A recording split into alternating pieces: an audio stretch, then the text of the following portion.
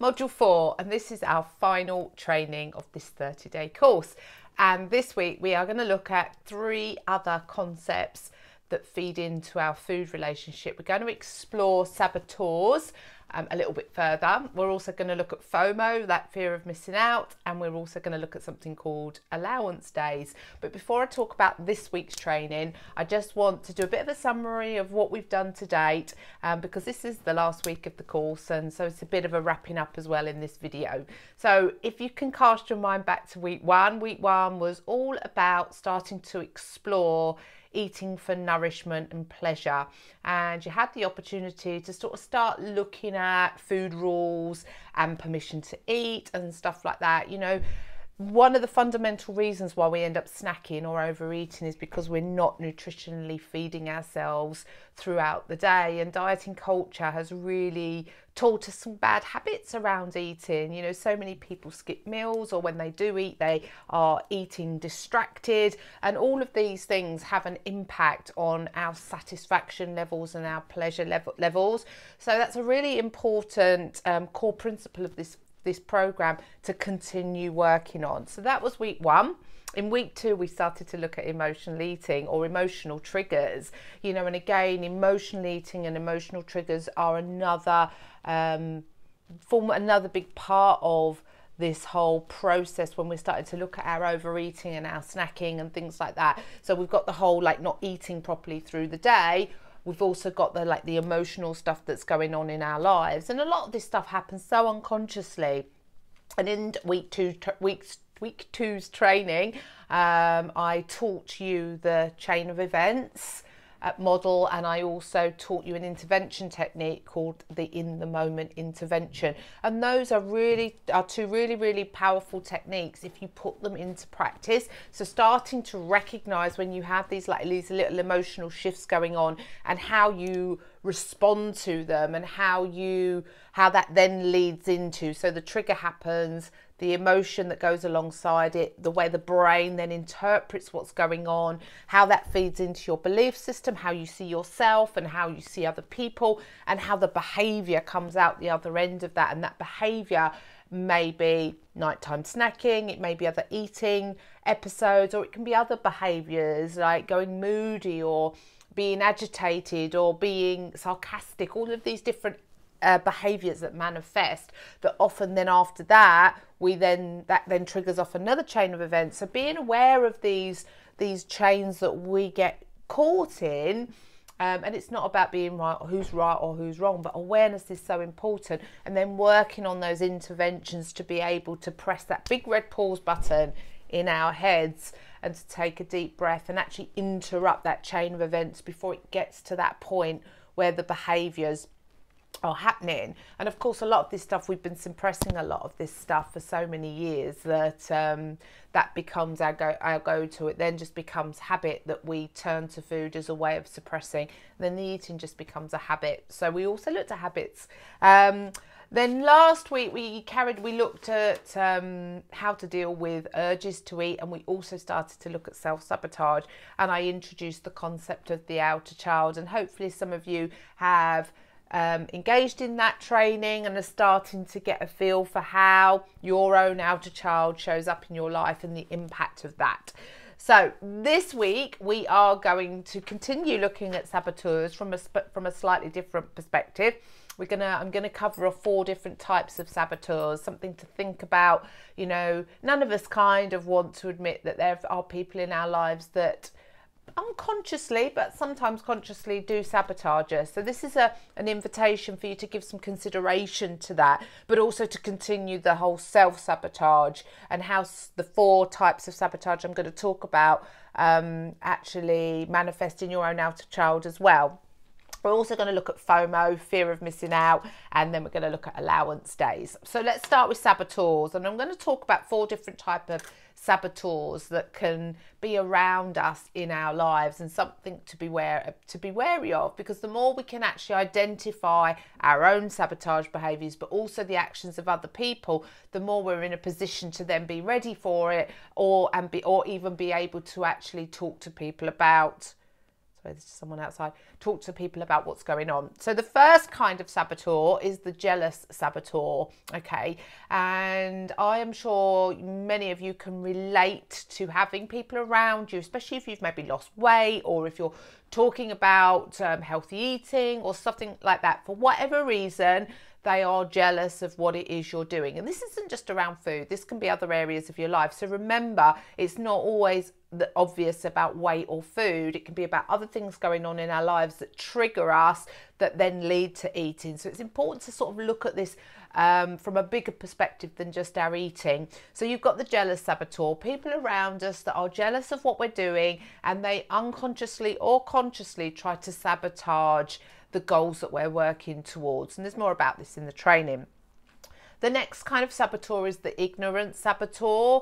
And, you know, for anyone who's never had a challenging relationship with food or struggled with their weight, they're likely to kind of fall a bit into this camp. And it's not done intentionally. They just don't have the level of awareness that we have because we've lived through that way of experiencing our food and body and weight relationship. So often they just don't get it. And so because they don't get it, sometimes the way they act or the things that they say can feel quite sabotaging to us. So the next one is the skeptic saboteur. So again, you know, these are people that have always got an opinion about something, where they're quite anti-diets or they're quite anti what it is you're trying to do. So you might get excited and share with them that you're doing something in life, and they are skeptical. They're the ones that kind of feel like they're pissing on your fire a little bit, and that can have a massive impact on how that makes you feel and your motivation levels. You know, Gary can have a habit of doing that. I'll be all excited about something and he's very risk averse, and so he will say something and it really feels like my inner child is being squashed down, which then ignites my outer child, and I get quite cross and will quite often have a disagreement about it, rather than me kind of understanding that that does actually come from a place of good intention, but the way he delivers that response feels quite sabotaging to me. So that's the skeptic saboteur.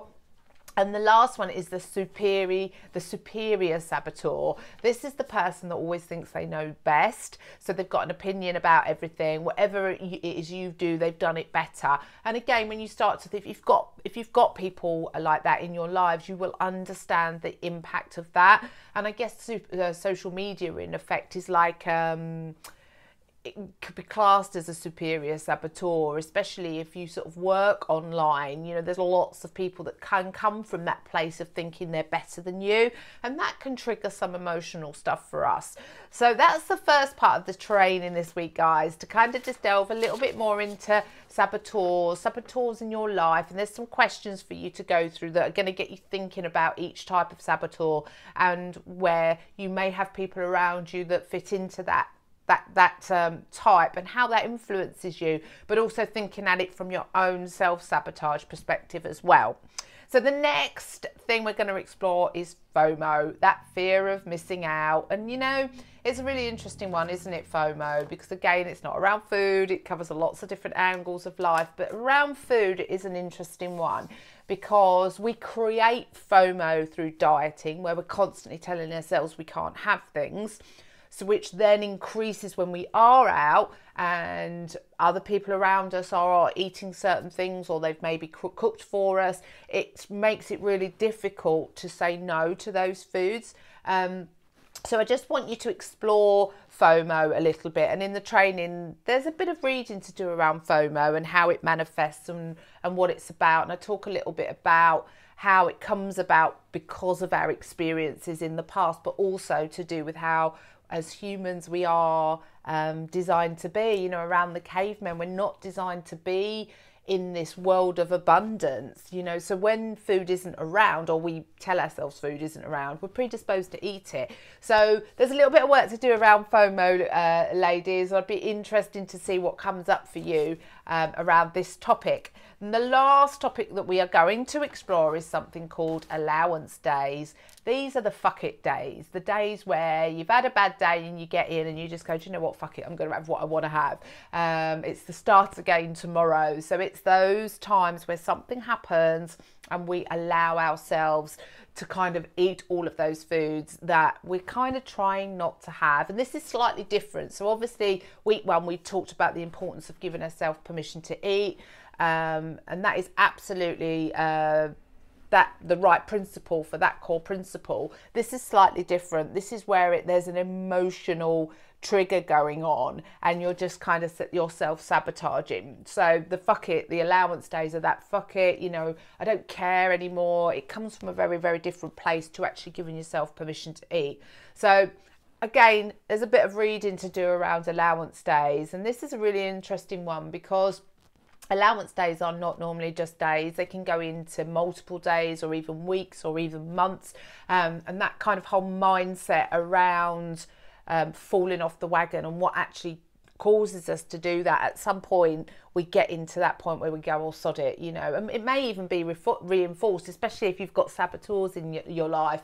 You know, they may even buy you a bottle of wine if you're upset, or oh sod it, let's just go out for dinner. And I remember a relationship many years ago, only when I kind of started to go into therapy and I started reflecting on some of the patterns around food, I noticed that I would cause arguments because the way that we made up, if you like, we'd always go out for dinner, you know, instead of just suggesting we go out for dinner, it was like I took this really long way around. And it's really interesting when we actually start to slow down and start to look at all these little things that we do around food. So allowance days, if you're somebody that can actually recognize those, where if you have a bad day or if you eat something that you're telling yourself you shouldn't be eating, you kind of hit that big fuck it button and the allowance day kicks in. And maybe it is the day and you wake up the next day and you start again, or maybe that goes on for multiple days. So that's the last part of this week's training, and like I say, there's some reading to do and some questions to ask. So this is the last training, guys, and it's been great spending the last 30 days with you. Hopefully, you know, you've started to see some changes in your eating. You may not have had time to do all of those trainings. I'm going to keep the group open, so do take the time to go and work through those modules if you haven't done so already, and practice those techniques. You know, there isn't a magic wand to healing our food relationship and stopping that overeating. We don't, as I said at the very start of this training, it's not about trying to stop the overeating. It's about building new patterns. And if you can work on nourishing yourself and eating well through the day, if you can focus on really identifying those emotional shifts that you're having, if you can be clear on what your habits are and start interrupting those habits, if you can start to understand your self-sabotage and your outer child and start to just kind of calm that part of you down, you will really see your food relationships start to change over time.